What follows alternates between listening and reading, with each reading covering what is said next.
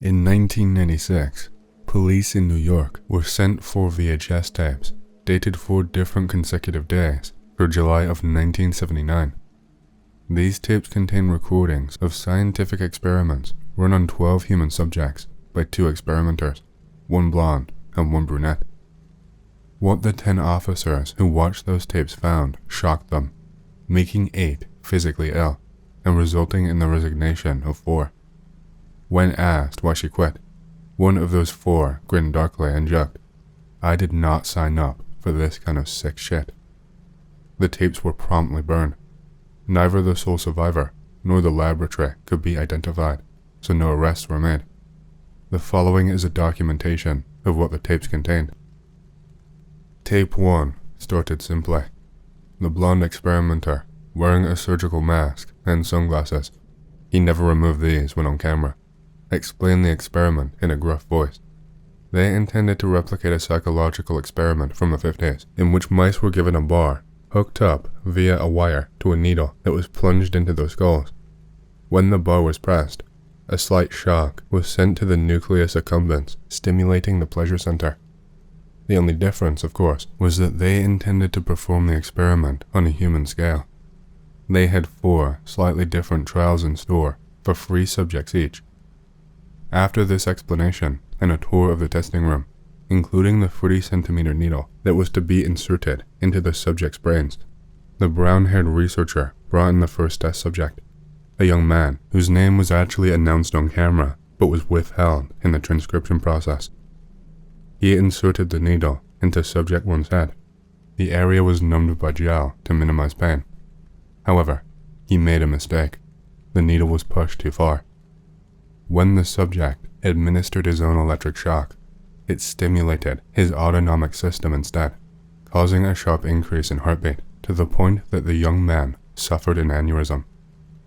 The needle snapped as he fell, and blood sprayed across the floor and onto the opposite wall. He died before the researchers could get to him. After cleaning the room and replacing the needle, the brunette researcher was much more careful. Subject 2, a black man in his 30s, responded as expected to the scenario.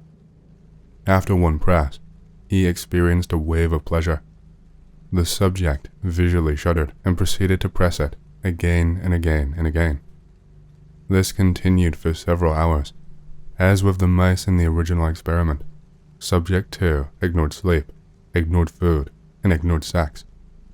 He disregarded a plate of his favorite pasta, paid no mind to his girlfriend, asking him to make love to her, and at one point, soiled himself rather than ask for the bathroom. After over 5 hours, the subject fell to the floor. Researchers noted that he had died of exhaustion. Subject 3, a woman in her late 20s, had the same reaction and suffered the same death as subject 2. Tape 1 ends here. Tape 2 kicks off immediately. The blonde researcher explains trial 2. Whereas in trial 1, the stimulation stayed constant, in trial 2, it will steadily decrease in strength. The first subject is a Hispanic female. As before, the brunette shows them in, cautiously inserts the needle, and instructs her to press the bar as many times as she wishes. As before, she quickly begins to press it. Over time, as the effect lessens, she becomes distraught. The subject begins yelling at the researchers that the machine is broken. When she is given no reply, she begins bashing the bar violently, shattering the bones in her hands, resulting in numerous compound fractures.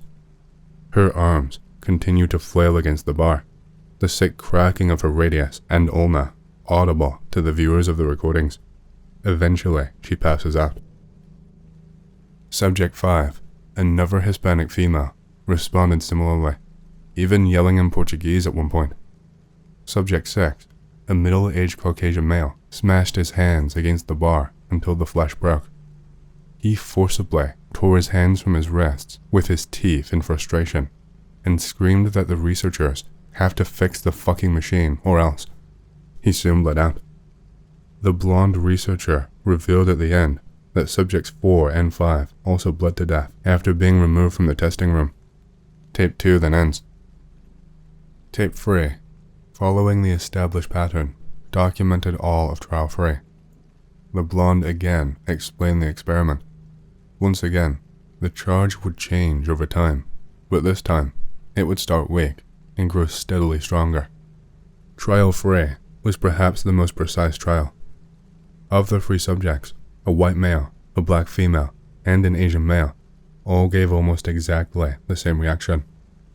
Each subject pressed the bar first with no result. They continued pressing with idle curiosity or the researcher's insistence until they felt the effects of the shock, at which point they pressed it over and over with reckless abandon. All 3 started groaning in what was undoubtedly pain after a time, but they kept pressing the bar. Their groans turned to moans, turned to yelps, turned to even harder yelps, until finally they died from a finally lethal shock. This pattern persisted for all 3.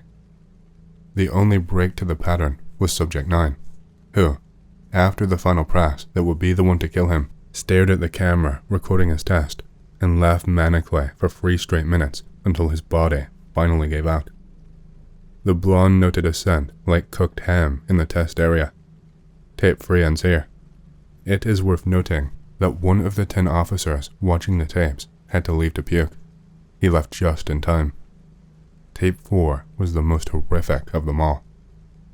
The blonde researcher explained that the bar was programmed to give an electric shock, just like in trial 1. However, after 50,000 shocks, the bar would stop delivering the stimulation. The researcher seemed most excited for this one. The brunette brought in Subject 10, a white female of 20 years old. She behaved like every other subject, hitting the bar rapidly. After 93 minutes, the 50,000 mark was reached, and the pleasure stopped coming. She was enraged. She began pounding on the bar, screaming that the machine was not working. When her calls went unanswered, she started clawing at her face. Skin was peeled off, exposing her facial muscles. Before long, the woman had torn off her entire face, still shrieking at the top of her lungs. The brunette researcher cleaned her dead body up. When he finished, he stared at the bar until his comrade called his name. The 11th subject was a Hispanic man. He too behaved as expected at first. At the 85-minute mark, the stimulation cut off. For a while, he stared at the bar, pressing it again periodically to test that it still did not work. He seemed dejected, sat on the floor, and cried for 2 minutes. Then he began screaming loudly and furiously. He grabbed the needle in his head and forced it farther in, then pulled it up, then pushed it back in, over and over, screaming, "I need to feel it again. I need to feel it again." Finally, he slumped over, dead, his brains and blood on most of the test room. Again, the brunette cleans it. Again, he stares at the bar for a moment. A Caucasian female made that 12th and final subject. It took her 95 minutes to reach 50,000. When she did, she kept hitting it for 10 more minutes. One officer still viewing noted that it was like she was in a trance. After that, she stopped, pulled the needle slowly from her head, and simply stood there, bleeding slightly but alive. Calmly, precisely, her movements controlled, she began forcing the 30-centimeter needle through her pants and all the way up herself, all the way up, until it was no longer visible. She did not make a sound, as if it did not hurt her. She then jumped and landed on her butt in a cross-legged seating position. The needle had been forced farther up, at an angle, and now stabbed through her lower back. All the while, she remained silent. When the brunette researcher entered 3 minutes later, he found she was already cold. He began cleaning the mess. At this point, the video went black, as if the tape ended abruptly. After 5 minutes, it kicked in again.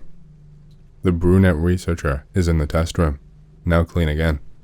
The needle is in his head. He presses the bar and immediately seizes up. The needle stimulated his heartbeat, giving him an aneurysm. He falls to the floor, twitching, as the blonde researcher enters the room, wearing his sunglasses and surgery mask as always. He lifts a gun and shoots his fellow experimenter 3 times. He then aims at the camera, and shoots it. Tape 4 finally ends. A search of missing persons in New York at the time the videos were recorded gave no results matching any of the 12 men and women in the tapes. A more thorough search of all citizens on America at the time found nobody whose names matched the respective sexes and races of people in the tapes. It was as if the subjects never existed. The tapes were said to be a forgery in the final report. No news stations were ever notified. No investigation was conducted. The case was officially closed on September 12th, 13 days after the tapes were received. 39-year-old Charles Morgan led a normal, and some might even say boring life. He worked as the president of his own agency at statewide escrow in Tucson, Arizona. He lived a seemingly content life with his wife and 4 daughters. Then, on March 22nd, 1977, he drove 2 of his daughters to school. He vanished off of the face of the earth, and so would begin the mystery of an unsolved death surrounded by a myriad of weird clues. Pick related is Charles Morgan. When Charles did not return by evening, his wife Ruth became very worried, and she reported him missing. For the next 3 days, there was no sign of Charles, and then something very strange happened. At 2 in the morning, 3 days after her husband had disappeared, Ruth was woken up by a banging at the back door. When she went to see who it was, she was surprised to see Charles standing there, apparently in a daze. He had one shoe missing, and had a plastic handcuff around one ankle, and another set around his hands. When she tried to talk to him, he gestured towards his throat in a panic, so she sat her husband down with a pen and a pad, and the story would get even weirder. Charles scrawled out on the paper that he had been kidnapped and tortured, and that his throat had been sprayed with a mysterious, hallucinogenic drug that affected the nervous system. If he were to try and talk, he risked swallowing it and going irrevocably insane or dying. The only way to keep this from happening was to not speak. His frantic wife begged him to go to a hospital, but he flat out refused, saying that they would kill him and the whole family if he did. He told Ruth to move his car to the back so that these sinister, mysterious assailants would not know that he had come home.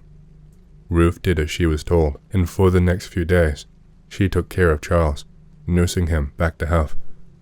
During this time, the only thing he would say was that he had worked for them for around 3 years, and that they had taken away his treasury identification.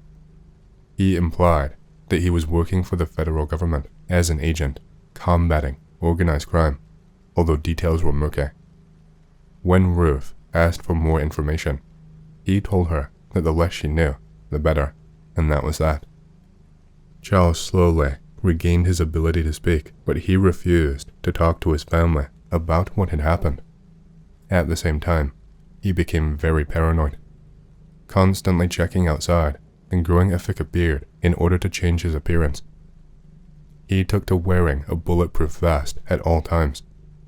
After some time had passed, he confided in his wife that he was working as an agent for the United States Treasury Department, and that it involved real estate fraud and money laundering being carried out by the mafia, something he had deep knowledge of working in escrow, and in this case, he was testifying against 2 major mafia groups, the ominous Ned Warren family and the Joe Bonanno family. He told her that if anything were to happen to him, he would leave a letter behind explaining everything. Shortly after this, Charles Morgan vanished again after dropping his daughters off at school, and this time he would not be coming back. Ruth and the police looked for the letter he had promised, but it never did turn up, and as the investigation seemed to be going cold, Ruth received a mysterious phone call from an unidentified woman who called herself Green Eyes, and simply said, "Chuck is alright, Ecclesiastes 12, 1-8, before hanging up. 2 days later, on June 18th, 1977, Chuck will be found again, but this time, he was a corpse, shot dead along a remote dirt road about 40 miles away from his home. When police arrived at the scene, they found that he had died from a gunshot wound to the back of his head. He was wearing his bulletproof vest, and he was also armed with a handgun and a hunting knife, as well as various other firearms with ample ammunition in his car. Considering the handgun that he had been carrying had been fired, it seemed as if he must have taken his own life, but there were anomalies. First, the gunpowder marks from the shot were found on his left hand, even though he had been right-handed. Then, the gun itself had been wiped clean of fingerprints.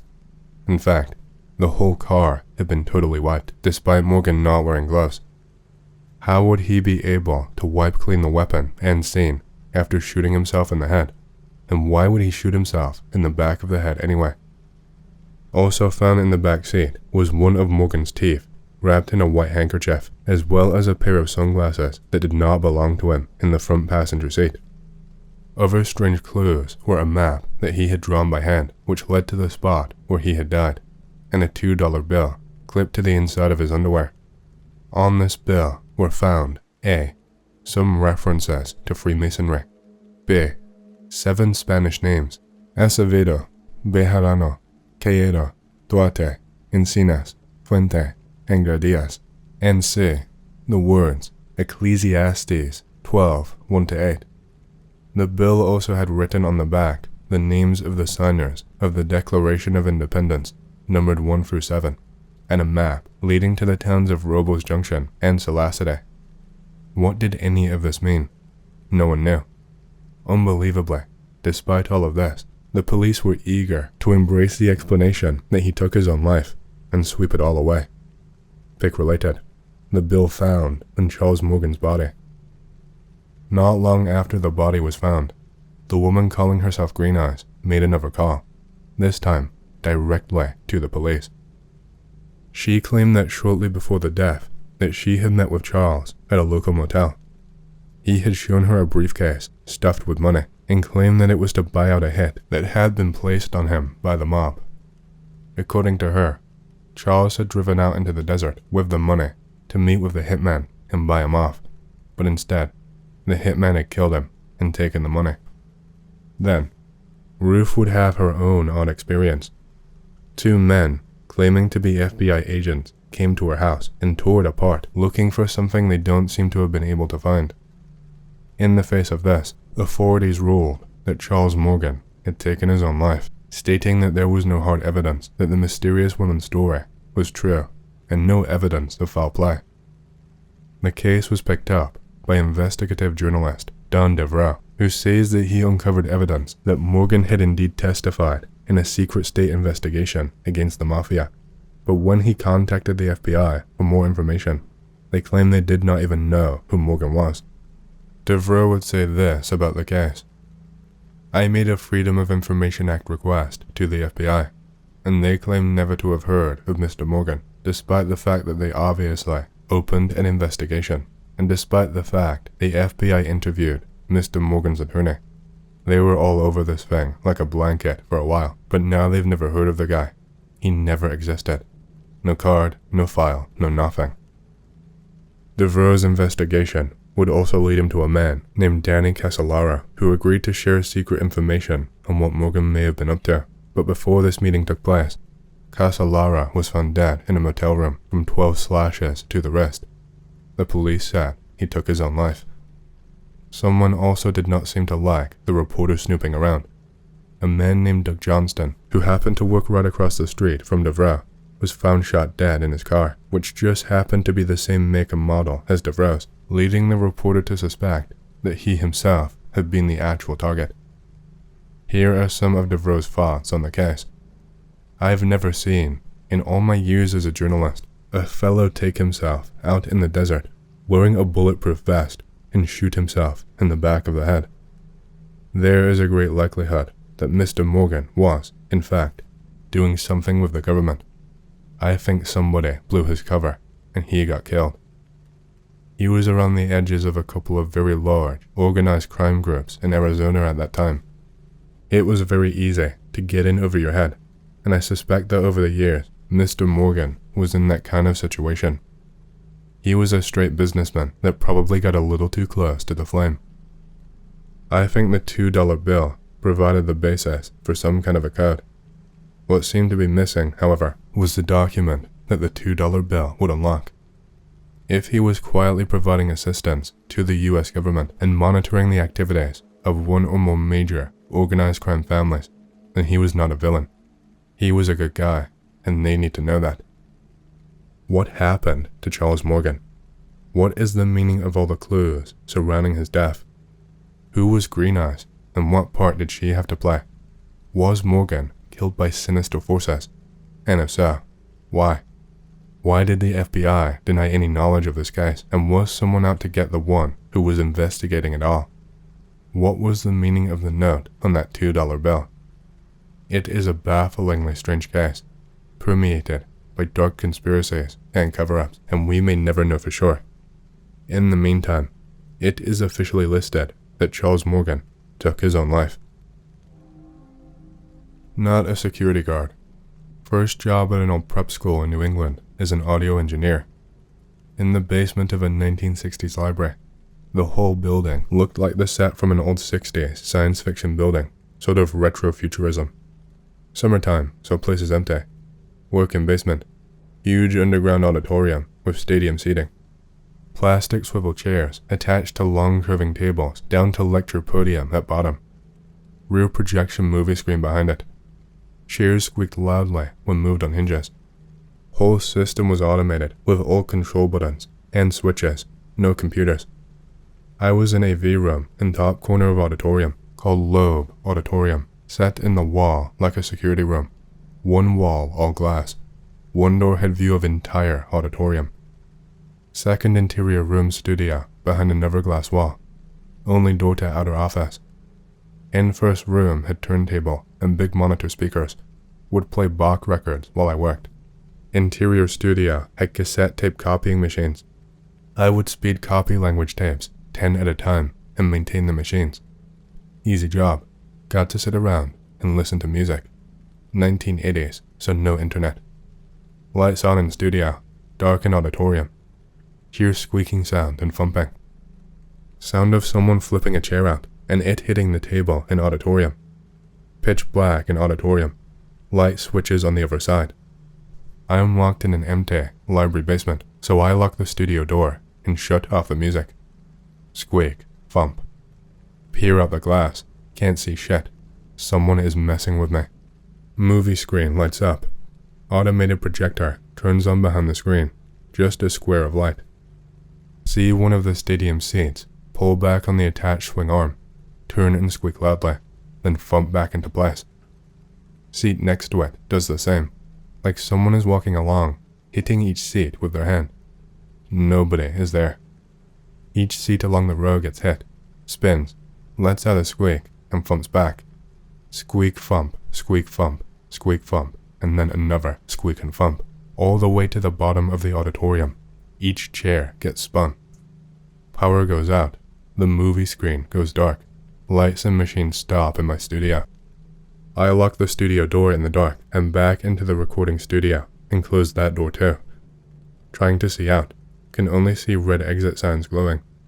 Hear a unmistakable sound of heavy footsteps running up the carpeted steps of the auditorium towards my studio. They stop outside.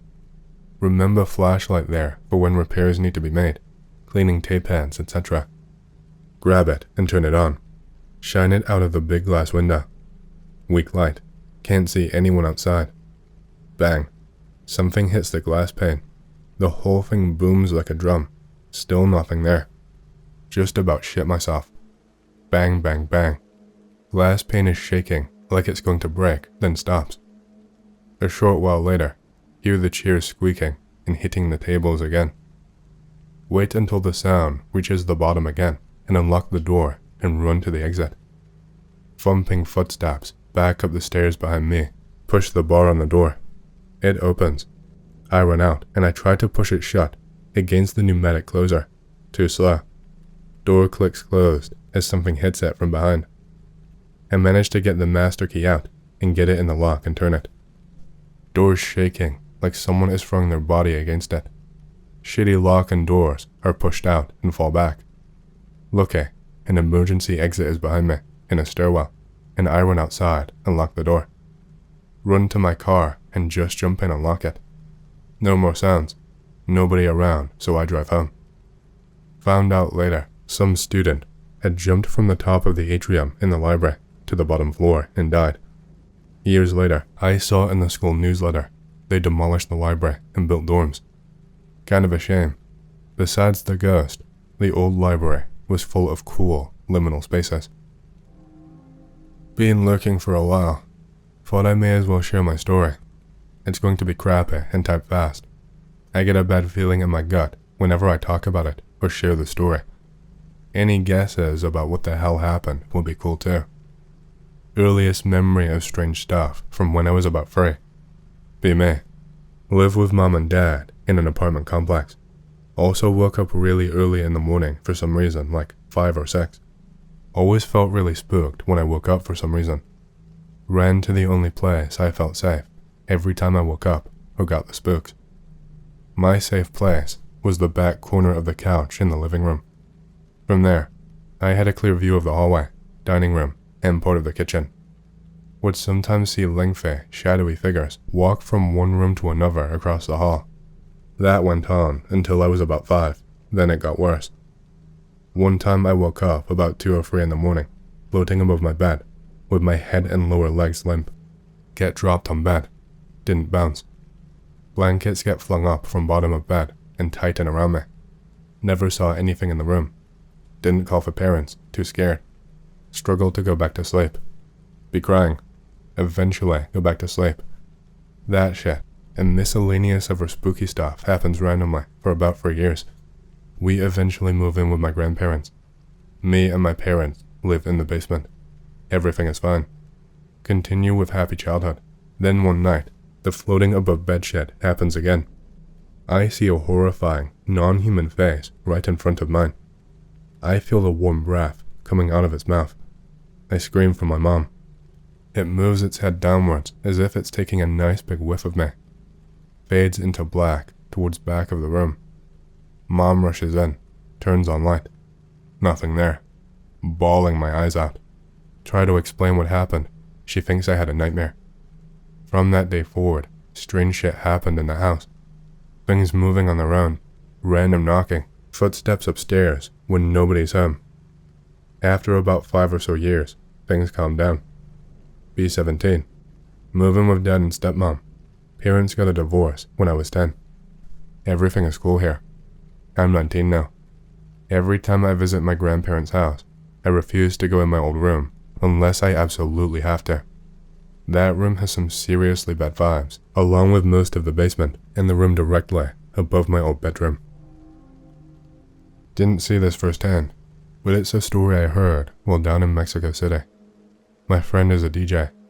He books a show in Mexico City, and he wants me to come. I hate that sort of music, but it's a free trip, and I like this guy. We're staying with this girl named Viridiana. She's a college girl studying chemistry, I think. Our first night there, we're having a couple of beers before hitting the hay. I frequent acts, so naturally, I start asking about spooky local stories. Viridiana's eyes go wide, and she tells me the story. Her dad had a large guava tree on their property when she was growing up. It bore huge guavas in the summer, often too many to eat, and they'd spend a lot of time out there picking them all. One night, Viridiana decides to go check on the tree alone. She walks up to the tree, freezes. In the dark, she can see a large, slim man picking guavas off the top of the tree. So tall, he's actually bent over it. Viridiana said he looked like Jack Skellington, only he was all black. The man noticed her, but she was too terrified to move. She heard strange clicking sounds that seemed to come from the man. He pulled a guava off the tree, almost dramatically, like he was exaggerating his movements. Then he tossed the guava at her. She jumped and ran inside, screaming. She told her dad what she had seen, and he grabbed his machete. He walked outside, with Viridiana begging him not to go. She thought her dad was going to die. She was so scared, but she could not bear to let him go out there alone, so she followed him. The tall man was gone. In the dark, Viridiana could see the shape of the guava that the man had thrown at her, lying on the ground. Her dad bent to pick it up and jumped back with a shout. It wasn't a guava. It was a bloody heart. Viridiana seemed so terrified, recounting the story, that, as skeptical as I was, I still got the chills.